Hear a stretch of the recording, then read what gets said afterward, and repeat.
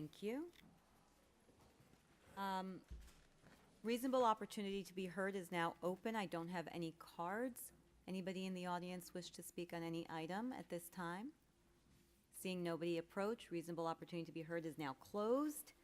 I guess to the attorneys, do we have any additions, changes, before we set the agenda? Yes, Madam Chair, we have one addition to your agenda. It's item 3H, which is a resolution approving the third amendment to the third amended and restated cruise terminal agreement. Would you like me to read the whole title, or? Yes. So, the third amendment to the third amended and restated cruise terminal agreement and second amendment to the terminal transfer rider with NCL Bahamas LTD, collectively the amendment, with an estimated positive fiscal impact to the county of $851,092,213, and authorizing the county mayor's designee to execute the amendment and exercise all rights contained therein, including approvals, denials, and termination and extension rights, and take any other acts necessary to give effect to the amendment, including approving any other instruments and amendments. And Madam Chair, Commissioner Steinberg has been listed as the prime sponsor of item 3H. And with that, a motion to set the agenda is in order. So moved, Madam Chair. Thank you. Do I have a second? Oh, wait, do we? Yes. To set the Yes. agenda. Motion to set, thank you. Commissioner Bermudez, you second the setting? Yep. Agenda, yes, not a problem, but I had one item that I wanted to. We'll take that in a second. Okay, that's fine. So, show that done. With that, anybody have any items they wish to bifurcate? Commissioner? I have 3F, so I don't know if you had it. I think the lawyers had it, but I'm going to bifurcate it for a comment. Okay, 3F show is bifurcated. Commissioner? Madam Chair, I don't have anything to bifurcate. I would just like, if you are agreeable, to be listed as a co-sponsor on two of your items, items 3A and 3H. Sure. Thank you. All right, so show that as a co-sponsor, and I will bifurcate, you're bifurcating 3F, I will also bifurcate 3G. And do I have has everybody had an opportunity to review the rest of the agenda? Okay. Anybody have a motion to approve the remainder of the agenda minus the pulled items? Madam Chair, point of personal privilege, if that's okay. It's my understanding that there are a number of residents that are here to speak on item, I believe it's item 2B. And I believe that they just missed the reasonable opportunity to be heard. I don't know if that's accurate, but that's what I've been informed, and I just wanted to make a request of you, Madam Chair, if it would be okay for them to have the opportunity to speak, because I believe that they traveled quite some way to be here. Yes, of course. We will, is anybody here to speak on item 2B? Please come forward. Thank you, Madam Chair. We will reopen reasonable opportunity to be heard for the resident to speak, and then we will close it. You have 2 minutes. Please state your name and address, please. Good afternoon, Efren Nunez, 16062 Southwest 287th Street, Homestead, Florida. I'm here on behalf of our neighborhood group, which is Concerned Citizens of South Dade. We're here in full support of the item that's being brought before the board. We have been working with the commissioner for the past couple of months to consider this thematic theme overlay district to, kind of create a balance with lots of the development that's occurring in South Dade, and we're here in full support of the item. Thank you very much. Thank you for making the drive over. Thank you. All right, and so with that, we're going to move the balance of the agenda, including item 2B. Would you like to make the motion? Move it, Madam Chair. Second. All right, all in favor? Aye. Show that passed. And now to the pulled items, Commissioner Bermudez. Okay. I told you guys that I have a lot of pet peeves lately. And I'm going to support this, but I still have a problem with change orders. And change orders that add an incredible amount of cost to the original contract. I understand the reasoning for it, because it says the additional scope was identified during construction, once the pipes were isolated. But I want to be on the record again with the administration, with the attorneys, and certainly with you, my colleagues, even though you'll probably hear this again when this moves along. I'm going to vote for it, because I know we got to get, and I like to hear anyways from the administration, but this is an example of why people get bothered with government. change orders can happen because people underbid. Change orders can happen because we don't know what the heck we have. You know, which is something I'm going to talk about my committee tomorrow. It doesn't, so at some point, the administration, whoever the mayor is, she or he or whoever, has to make sure that we have two things: an understanding of what we have, which the additional scope here, as I see it, we didn't know what we had to a certain extent until the design phase, and then it changed it, right? Maybe you can add, Roy, I don't know, and Roy, you do a great job, and you know I have great faith in you, but this is about the process for me, and maybe I'll wait till next year, which is right around the corner. But truthfully, the process has to be a proper one. And it concerns me, as I said at the last meeting of this body as a collective, and it concerns me again at this committee, that we're talking about more change orders. I know there's a reason for it.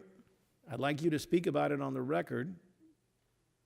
But moving forward, I just think we need to avoid these things if we can. Madam Chair. Yes, you're recognized. Commissioner Bermudez, I understand and appreciate your position. In this particular case, I'd like to explain what happened. The department installed a new water line, and that was what the original contract was.